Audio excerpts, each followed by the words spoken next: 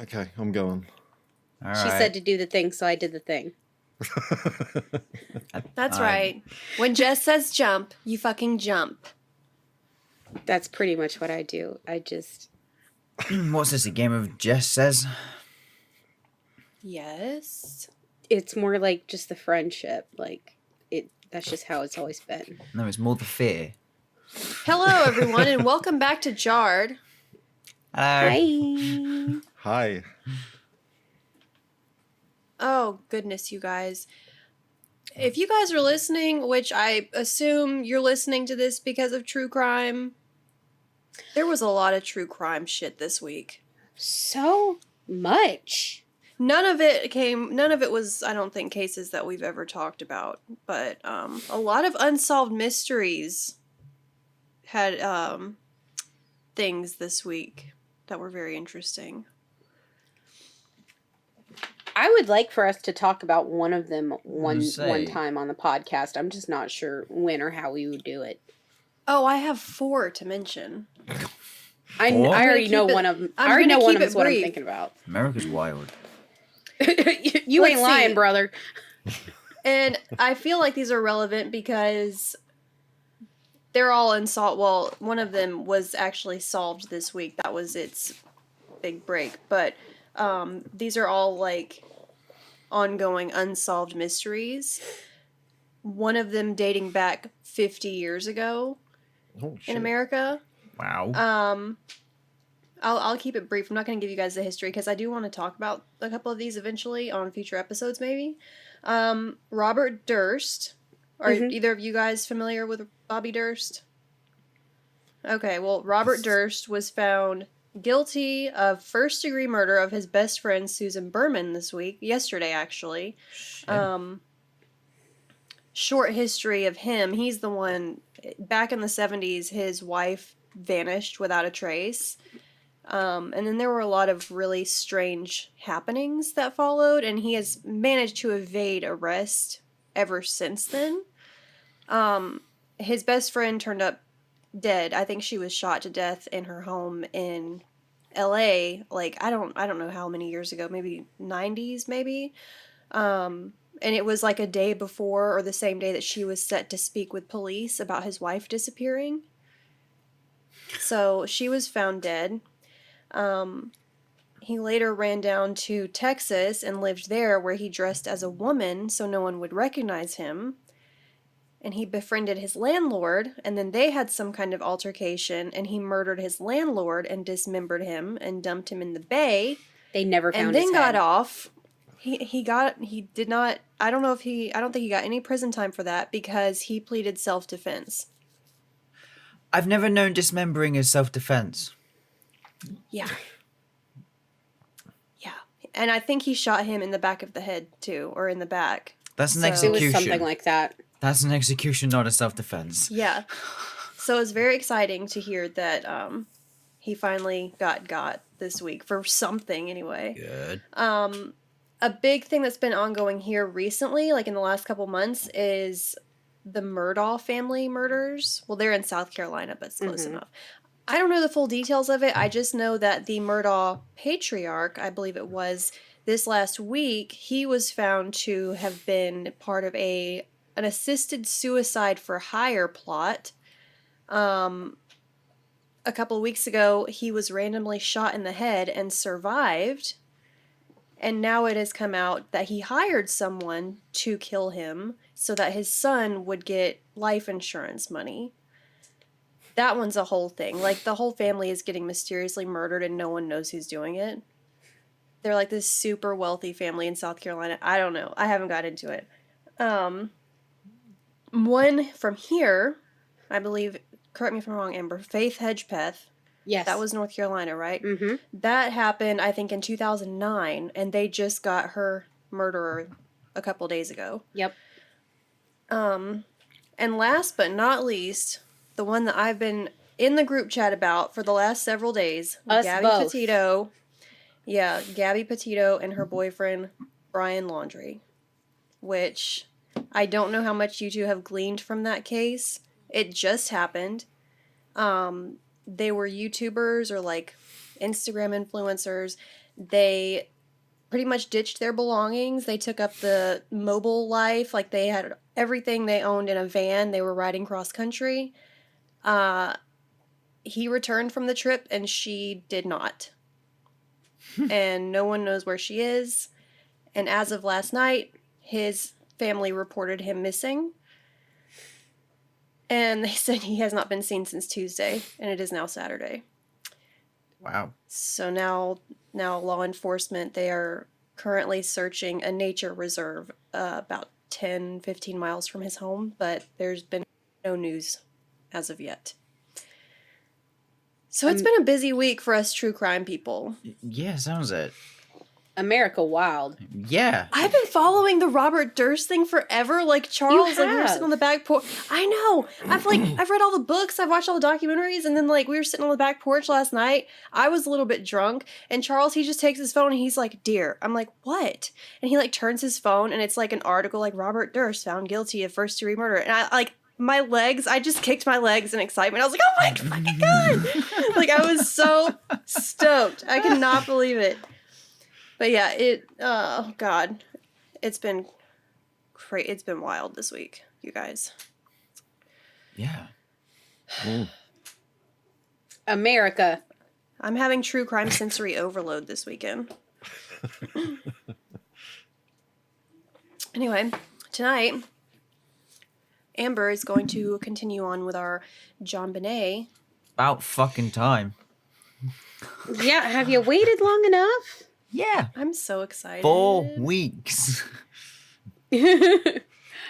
Okay, well, this portion of my JonBenét coverage is going to be just pretty much all of the evidence that's available for this case. Some physical, a lot physical and circumstantial. Big caveat on the physical part, because as we discussed previously, the crime scene, unfortunately wasn't as, protected as it could have been. Mm-hmm. So, and I'm going to go ahead and say that, this portion of my research, with JonBenét, my sources are, well, one, I'm not sure that because I was like kind of in the thick of it. I don't know that I wrote down all of my sources. I know that I've got Wikipedia and Bustle in there. Another big part of my sources is Jess, actually, because she has already seen these notes. So this is really, I've highlighted all the extra notes that she gave me, but this is really a love child and a beautiful effort of me and her both, I will say. So I'll just get into it. This portion of my coverage of the Jon-Benet Ramsey case will cover all available evidence pertaining to this case, both physical and circumstantial, which I already said. When a forensics team was dispatched to the house, the team initially believed that the child had been kidnapped, and Jon-Benet's bedroom was the only room of the house that was, like, just secluded and kind of protected. Like, no one go near her room, which to me seems pretty dumb. If she's taken from her room, Yeah. You don't know exactly how she was taken. I mean, there wasn't. I'll get there. So, no precautions were taken to prevent contamination of evidence for the rest of the house. Meanwhile, friends, victim advocates, and the Ramsey family's minister arrived at the home to show support, and visitors picked up and cleaned surfaces in the kitchen of the house when they were in there, possibly destroying more evidence, and I will get to that, I promise. So the first portion of my notes that I'm going to go over is the ransom note. And I'm probably going to answer some questions that Ryan had from the first episode. According to statements that Patsy, Jon-Benet's mother, gave to authorities on December 26, 1996, was that she realized her daughter was missing after she found the 2.5-page handwritten ransom note on the kitchen staircase at the family's Boulder residence. The note that demanded the precise $118,000. And I screwed up. Last episode, I said that that due to inflation, that was probably closer to like 250, like 250K. And actually, from the inflation dated from 2020, it was $194,714. Wow, that's an exact number. A very exact number. That's weird. Yeah, and JonBenet's father, he pointed out to police on the scene that amount was nearly identical to his Christmas bonus for the prior year, which suggested that someone would have had access to that information and would be involved in the crime. So that's why that number seemed so fucking specific. Yes. Even whether it was intruder or an inside job, why wouldn't you just round up to 120? Like if someone is getting an $118,000 Christmas bonus, why wouldn't you just ask for $120,000? Because surely he has the extra $2,000. That's somewhere. So investigators looked at several theories behind the dollar amount demanded, considering employees at Access Graphics, where he was like the vice president or something, who may have known the amount of John's prior bonus. But the police believe that the note was staged because it didn't have any fingerprints on it except for Patsy's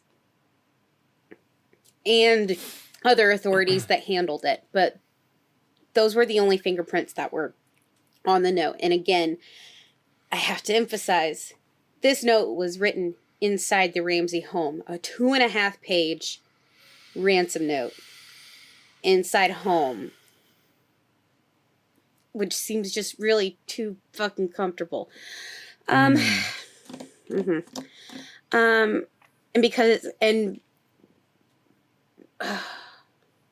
sorry, I just lost my place. The note contained an unusual amount of exclamation marks and like initialisms. The note and practice draft. That's right. There was a practice draft of the note as well. What? Yeah. So both written inside the Ramsey home.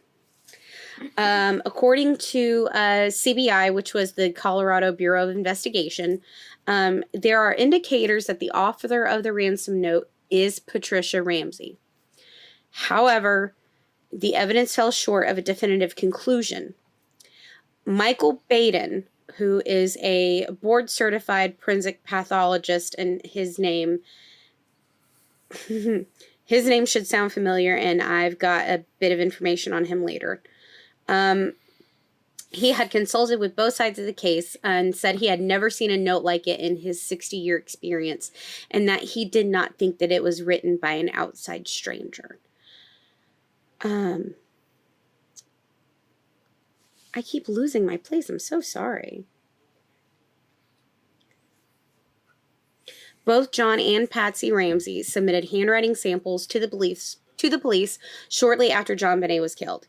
Investigators ruled out John as the writer of the note, but Patsy's handwriting was kept under suspicion.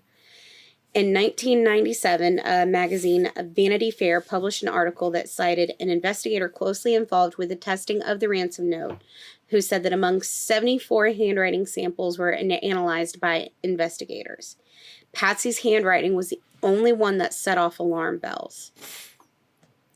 In 2001, handwriting analysts Larry Ziegler and Gideon Epstein also argued that Patsy could be the writer, and in a segment for Investigation Discovery's recent series, Jon-Benet, An American Murder Mystery, a handwriting expert, I hope I'm saying her name right, Sina Wong, supported the theory that it's highly probable that Patsy was the author of the ransom note.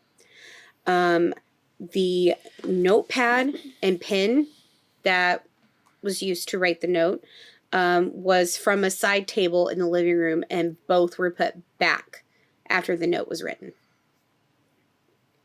A couple of things, because I don't remember seeing them in your notes, but weren't there kind of variations of letters within that note? Like they would write A, like the letter A, different ways throughout the note. It wasn't the same, or it wasn't always the same form A. No, like you could tell, like physically, just looking at the note, that you could see that it was someone trying to deliberately try to mask their handwriting. And if I'm not mistaken, whenever they were doing the handwriting analysis and having John and Patsy and everyone else write different notes, they would ask them, hey, can you try writing it this way? Can you try writing it that way? Oh, you're fine. Yeah, and the other thing that I wanted to add on, I think it said that when they brought Patsy in for the handwriting analysis, they said that she seemed like she was deliberately trying to write different than how she regularly wrote.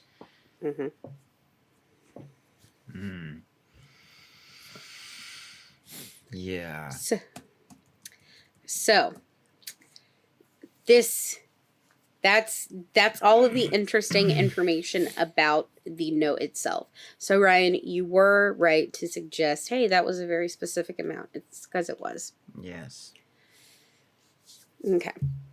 Finally, Now Ryan's right. Never gonna hear that again. Please, let's write this information down.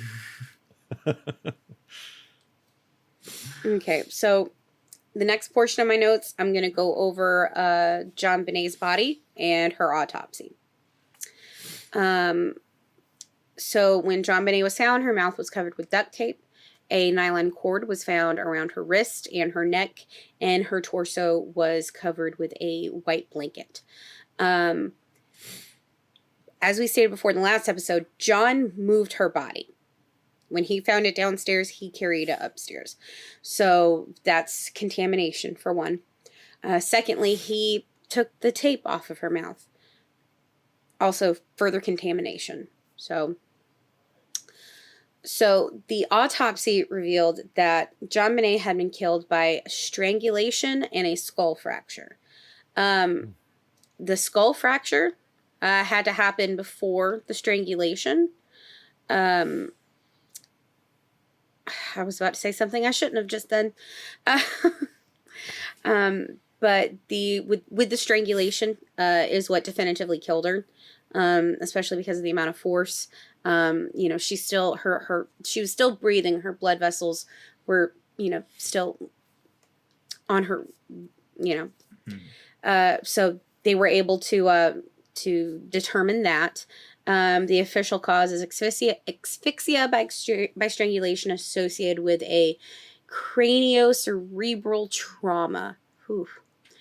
There was no evidence of conventional rape, although a sexual assault could not be ruled out. Although no semen was found, there was evidence that there had been a vaginal injury. And the type of vaginal injury that they're speaking of is kind of like foreign object. Certain small, foreign object. Oh no, I didn't see that. From what I've got here is that they did see certain abrasions from where her vagina had been forcibly wiped with a cloth. And her death was ruled a homicide, obviously. A garrote. Is that how you say that, Jess? Garrote. Garrote. Garrote. Okay. A garrote that was made from a length of nylon cord and a broken handle of a paintbrush was tied around JonBenet's neck and had apparently been used to strangle her. Part of the bristle end of the paintbrush was found in a tub containing Patsy's art supplies. But the bottom third of it was never found, despite extensive searching of the house by the police in subsequent days. About the garrote, sorry, I'm going to interject here. About the garrote, just to kind of explain for Ryan, do you understand a garrote situation? Yeah, I know a garrote. Yeah, I know a garrote. Okay, well, for listeners who don't understand, a garrote is a very, very kind of sophisticated knot. It's very complex. It's not just a simple knot. It is a knot that it's tied in such a way that it's designed so that if the victim is struggling, it tightens even more. Yeah. So it's not just a simple, it kind of ensures that they do the thing to themselves, pretty much. The autopsy also revealed a vegetable or fruit material which was consistent with pineapple, which JonBenét had eaten a few hours before her death. Photographs of the home taken on the day when JonBenét's body was found show a bowl of pineapple on the kitchen table with a spoon in it. However, neither John nor Patsy said that they remembered putting a bowl on the table or feeding pineapple to JonBenét. Police reported that they found JonBenét's 9-year-old brother Burke Ramsey's fingerprints on the bowl. But the Ramseys have always said that Burke slept throughout the entire night and that he never was awake during anything How would they know? That happened. How would they know? I agree. And they also said that, which they said that he slept throughout the night and he slept for like even several hours after police and all these people are running in and out of the house. Supposedly. How many 8-year-old kids do you know, or 8 or 9-year-old kids do you know that sleep like that well into that's more of a teenage thing. Like little kids, my 4-year-old does not do it. No. I can tell you that right now. Little kids, they have a tendency to get up kind of early. Yeah. I can't tell you when was the last time I woke up after 8 o'clock. I mean, even my nephew, he's 6. He still gets up at like 6 or 7 o'clock on the weekends. So Yeah, Mine does. we hate that shit as parents. Okay, so now I'm going to talk about a little bit about some blood. yeah. getting real Dextery up in here. In December of 2003, which now this is several years later, there's, a quite great advancement in forensic technology. In December of 2003, holy crap, was that a bomb? No, just a car. Oh, okay. All I heard was "doe." In December 2003, forensic investigators extracted enough material from a mixed blood sample found on JonBenet's underwear to establish a DNA profile. The DNA profile belonged to an unknown male person and excluded DNA for each of the Ramseys. The DNA was submitted to the FBI's Combined DNA Index System, known as CODIS, a database containing more than 1.6 million DNA profiles, but the sample did not match any profile in the database. Wow. In October of 2016, a report said that new forensic analysis with more sensitive techniques revealed that the original DNA contained genetic markers from 2 individuals other than JonBenet. A. James Kohler, who was lead investigator for the DA's office, said that there were additional traces of male DNA found on the cord and the paintbrush that the Boulder District Attorney Mary Lacey did not mention, and that there were 6 separate DNA samples belonging to unknown individuals that were found by the test.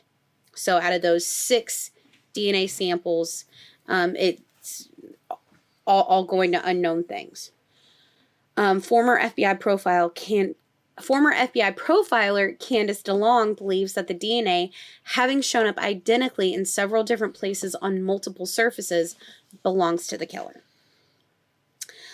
Former Adams County, Colorado District Attorney Bob Grant, who has assisted in Boulder's DA office on the case for many years, also believes that the DNA is significant, saying that any resolution of the case would have to explain how the DNA showed up on several pieces of JonBenet's clothing. Forensic pathologist Michael Baden, a name that I've said before, and got a fun nugget about him. Trace amounts of DNA can get on places and clothing from all different things for all different reasons for non-suspicious means. And I've talked before kind of briefly, but like about touch DNA. I could touch Jess's shoulder and leave trace amounts of DNA on her shirt. Mm-hmm. That is very much such a thing. Yeah. There is no forensic evidence to show that this is a stranger murder. The reason why Michael Baden sounds familiar, if you remember from Jess's brilliant episode in our conspiracy theory season regarding Jeffrey Epstein. Mm-hmm. Yep. Okay, Michael Baden was the forensic pathologist who consulted on the Jeffrey Epstein case. He was the one that disputed that Epstein's death was a suicide due to the fractures found in his neck that were consistent with strangulation. Right. He's done a lot of high-profile cases, but what was really weird, has. Unless I missed it, I did not see JonBenét listed on his Wikipedia. Because it goes through, it does different paragraphs on, like, notable cases that he's worked. But he didn't show, I'm not saying he didn't work on them. I'm just saying it's interesting that they would not include that. Because it's such a huge case. I agree. I wholeheartedly agree. Ooh. Hi, puppies. There was also a boot print that was found next to JonBenet's body, which did not belong to anyone in the family or in the house. There was also a broken window in the basement, which was believed to be the most likely point of entry for the intruder. However, Jon Ramsey later claimed that he accidentally broke the basement window prior to the murder. And I guess just decided to never fucking fix it. I don't know. I was gonna say, why wouldn't you fix it? They had fuck you money for an average American family. Like, they why really wouldn't you just call somebody? You've got 2 young kids in the house. Why would you risk that? A nearly $200,000 Christmas bonus and you can't fix a fucking window? Yeah. Did you say the boot that was the boot print found was next to her body? Did you say? It was next to her body. It did not belong to anyone in the house.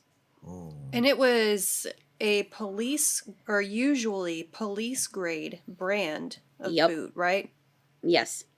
Well, so that's kind of like why people think the scene was so contaminated, because you can't really say if that was from a police or an officer, trekking through there or not. Well, that throws a fucking spanner in the works, doesn't it? Now, I'm coming up on my last little bit of notes here, and they are all from Jess. Because I love when she gives me nuggets.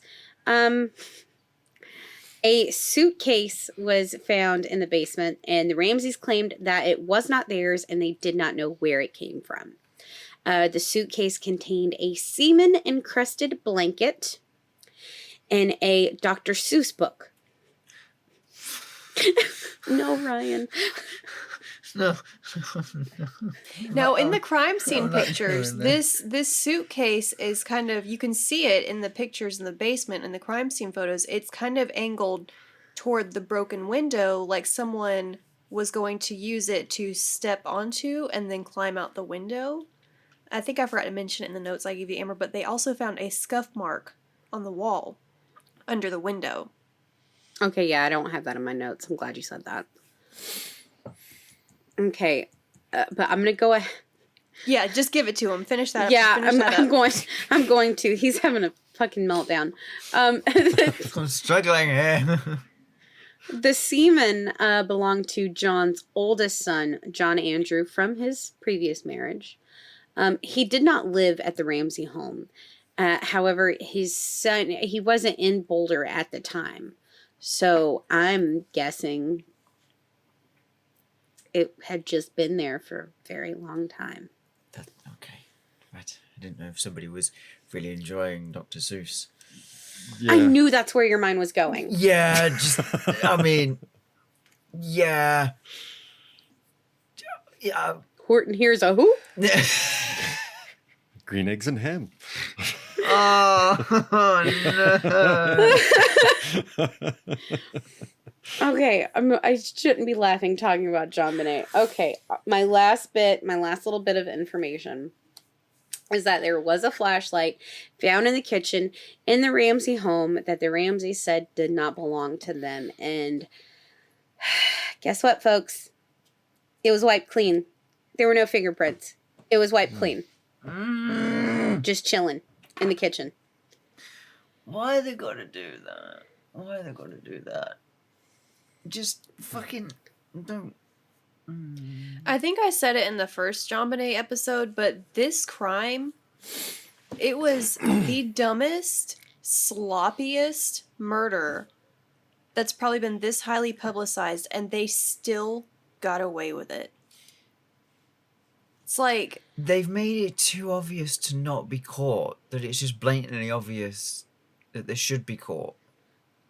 Back to the suitcase, though, real quick. I did Yes. hear or read or something that... Now, you know, if you're listening to this and you know differently, then please correct me, but don't, because I'll get very mad.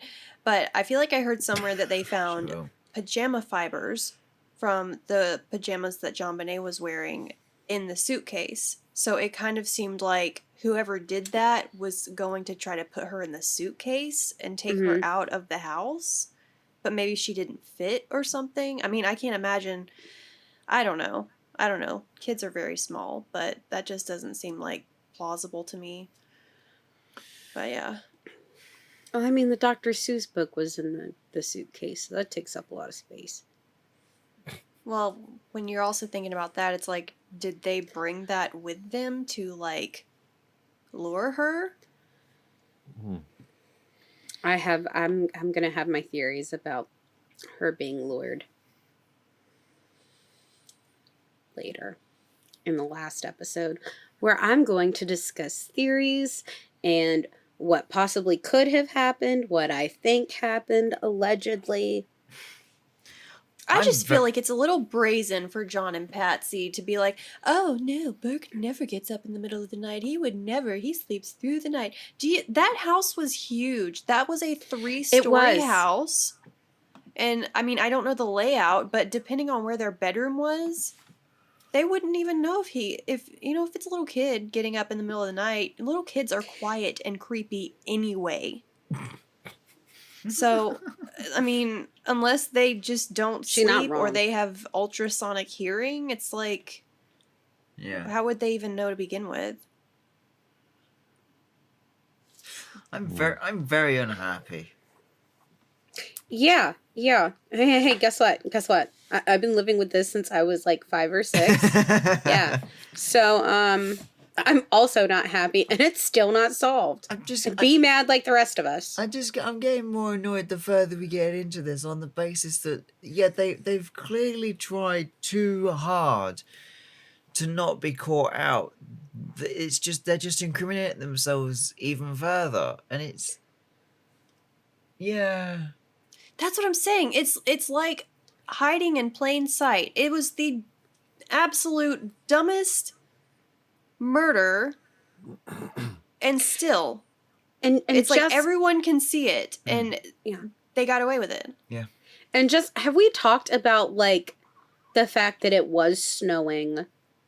Like, there's snow on the ground, and like the thing about snow and crime scenes, if you are a person that believes that there was an intruder, the beautiful and perfect thing about snow melts, but if it's cold enough, snow will also hold its structure. Mm-hmm. Yeah. And to me, that is the most riskiest, I would think, to commit a crime. Yeah. I mean, if you are in-house and trying to say that you did it, it's, I mean, on top of everything else that you have to do to show that you did not do it, you also would kind of need to think exterior-wise, like, okay, if I want someone to think an intruder did this, then what do I need to do outside the house to make it appear that way? So you would kind of think, maybe I'll just go, walk around the house so there's, like, footprints looking like an intruder. But, no.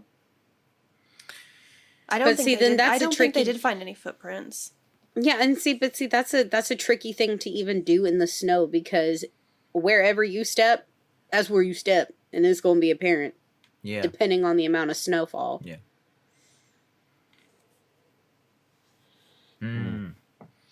But also it doesn't help how many people turned up.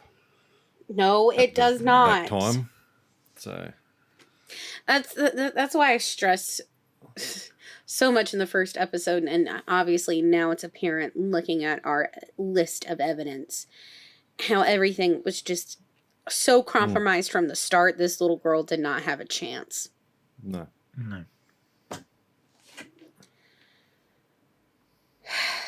I mean, whoever did it really could not have planned it any better. I mean, they didn't really plan any of the subsequent events. It's like you just kind of have to do it and then hope everything turns out. And like whoever did it, and it just all fell in their favor. Like, yeah.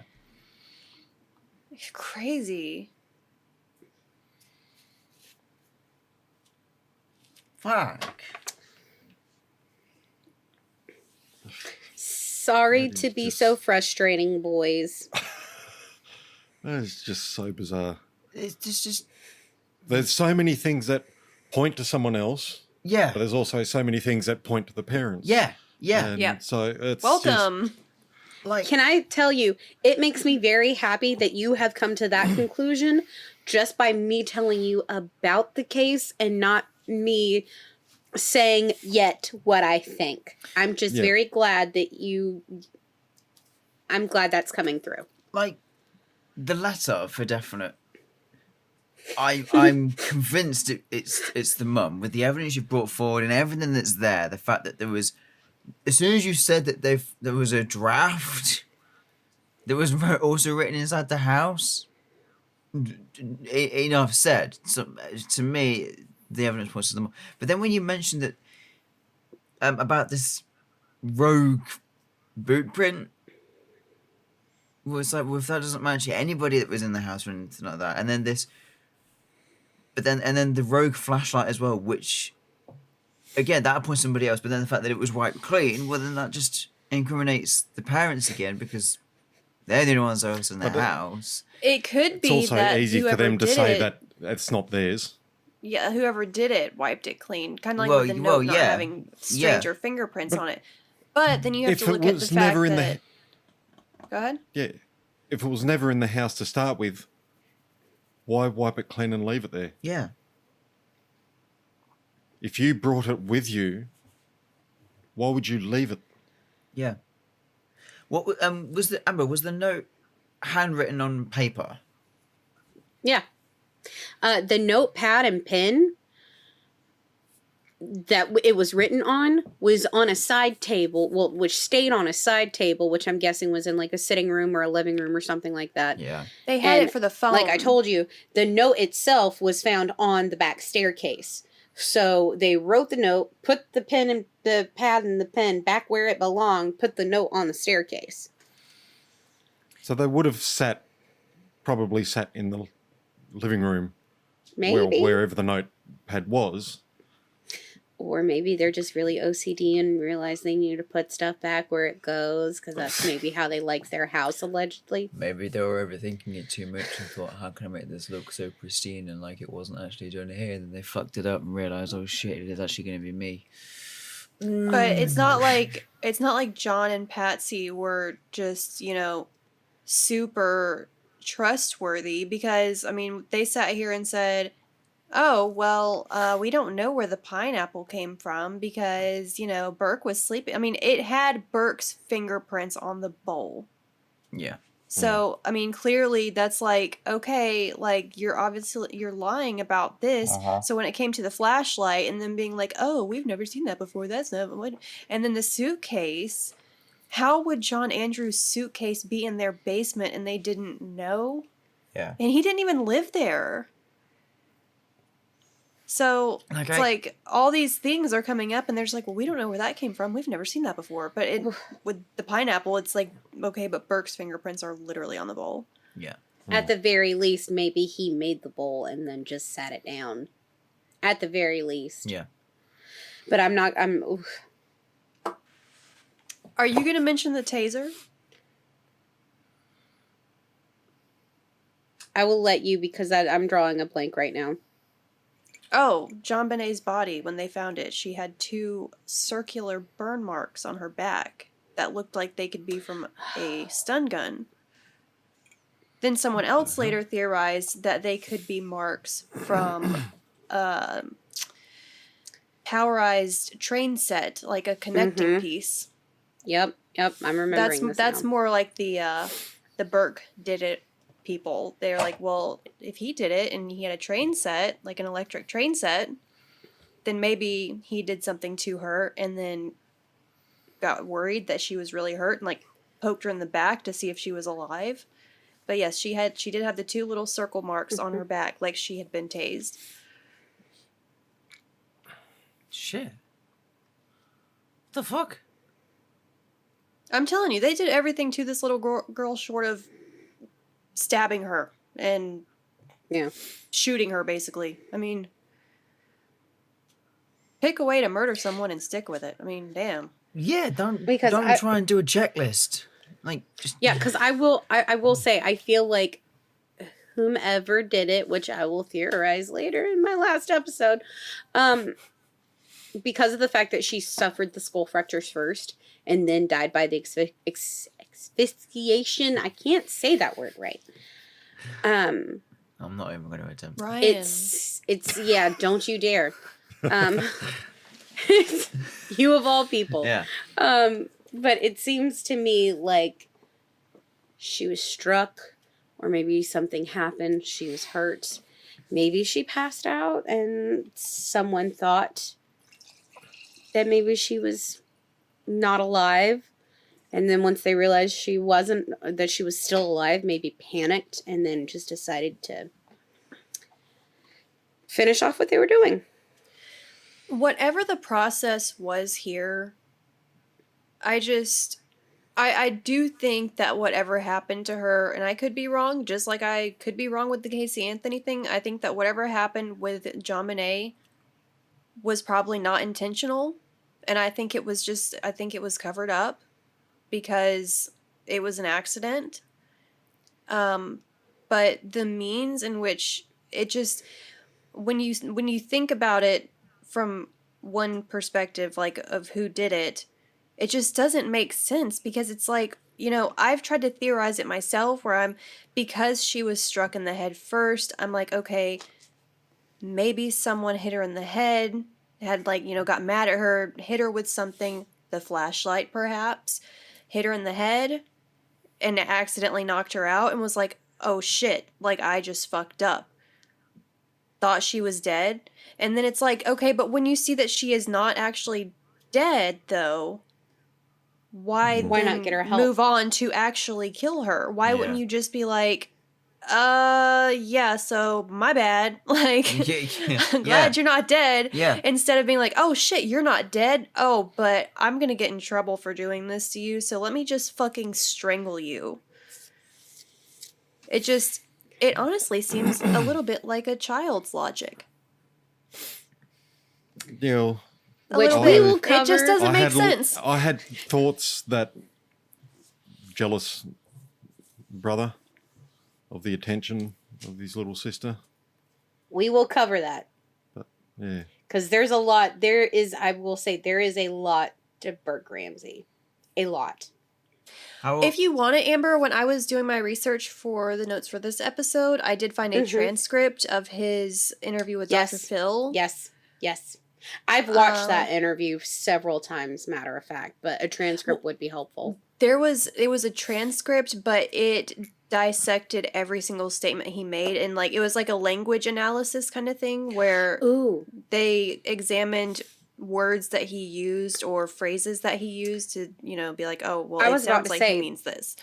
Yeah, I was about to say, if I'm remembering correctly, I cannot remember the guy's name, but he did like a speech and body language analysis of the interview, and that was interesting.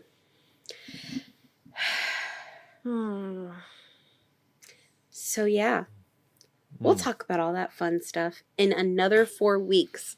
Because there's so much. No, can we swap? You do next week again, and I'll catch up later down the line.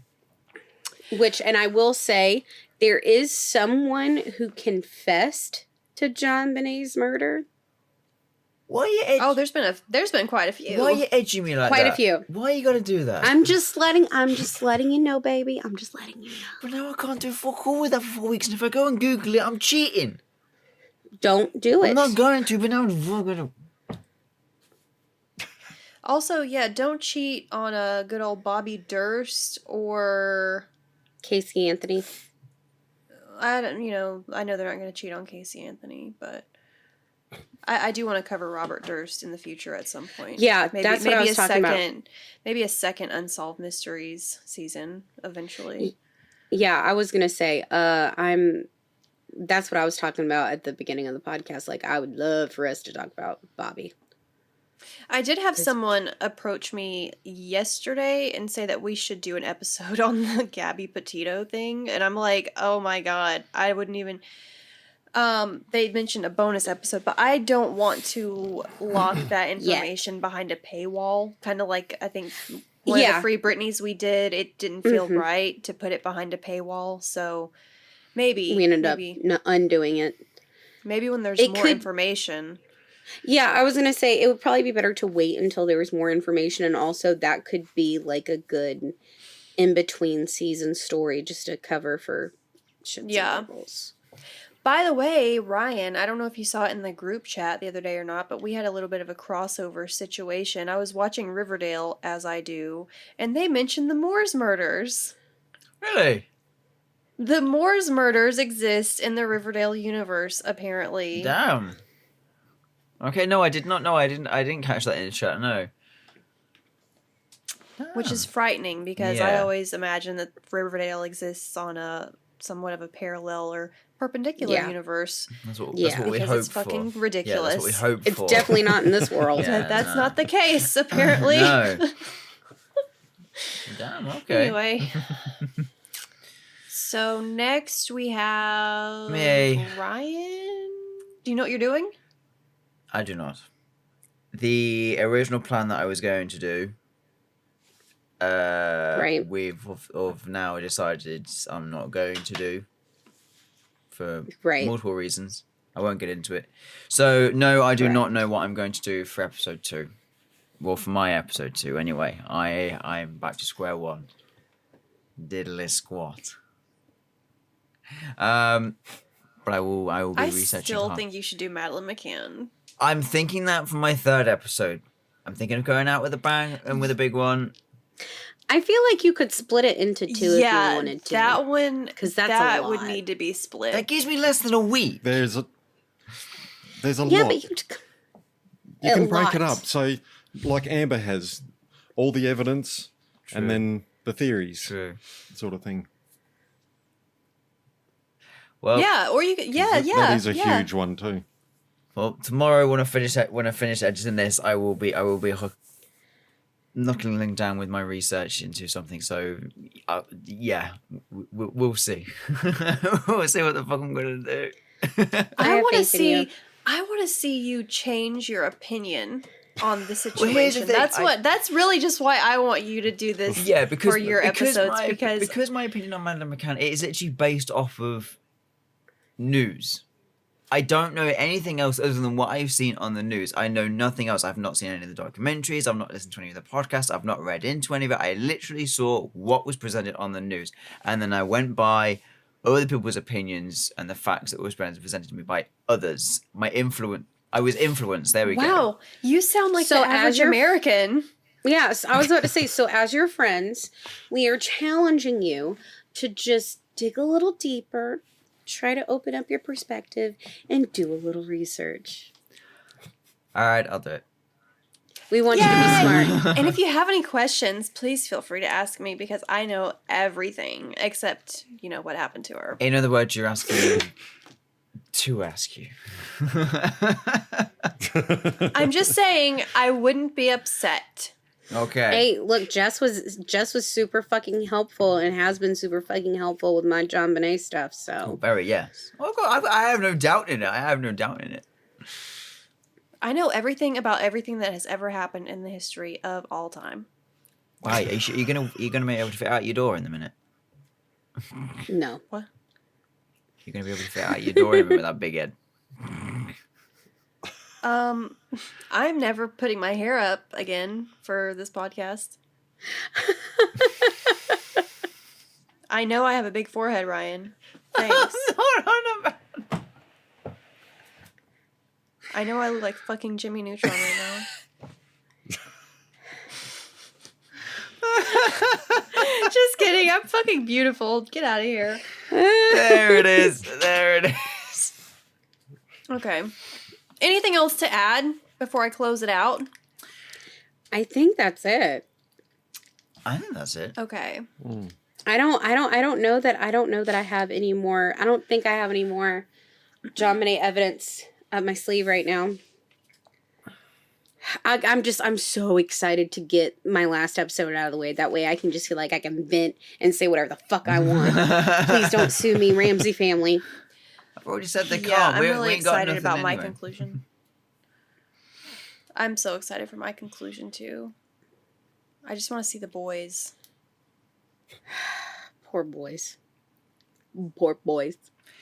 We're just the Yeah, we're so clueless over on this side. We're so clueless. Anyway, how do I close this out? So if you guys are listening and you are not patrons on our Patreon, I highly suggest you subscribe or whatever the fuck it's called. I don't know. Give us money. I don't know. Because Support us. Our September Patreon episode was fucking amazing. bananas. It was great. We haven't had one like that. That was something else. Yeah, that was fun. So if you guys want that episode, become a patron. You can leave us a voicemail. Speakpipe.com/jarred. Find us on All the socials. Yeah, you can find us on Instagram at jarredpodcast, Twitter at jarredofficial. You can find us on Facebook, Jarred Posting. What else, you guys? Our website, our I don't- merch. Oh, yes, our website. What's our website? JarredPodcast.com. Yes. Basically, just, as we say every week, search Jarred Podcast on anything and you'll find us. And I don't, I think I'm going to cut out the streaming plug because if someone's listening to this, they already know where to listen to this. So I'm not going to be like, Yeah. oh, you can find us on Apple, blah, blah, blah, blah, blah, blah, blah, blah, blah, Yeah, I think everybody because- now has their own reliable source of how to find us. Just if you're make sure you listening, download know where to the listen shit. to us. Yes, please rate, review, subscribe, download, do whatever the fuck. It's so easy. It's much easier and takes much less time than actually listening to our episodes. So, Yeah, do it. if you're listening for an hour, you can spend 5 seconds just hitting that button. Yeah, do it. Do it. Otherwise, you're going to have that one on your ass. Do it.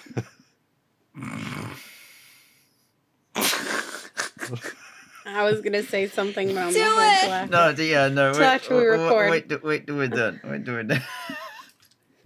Anyway, see you guys next week. Bye. Yeah, Fuck bye. you. Bye. Bye.